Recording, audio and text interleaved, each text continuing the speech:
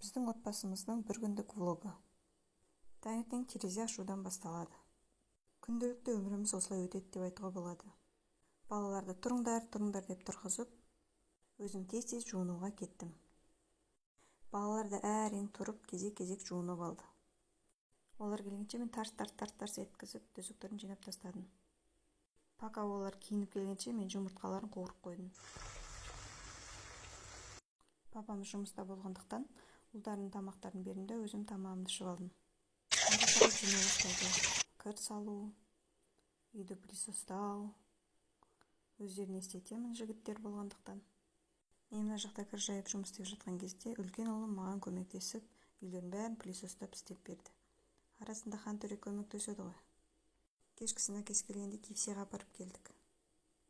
Үйге келсек, дворда балалар әлі ойнап жүр екен. Біздікілерді ойнаймыз деп, бұлар да ойнады. Қой көкіректеп, жуындырып, жайындырып жатқыздық.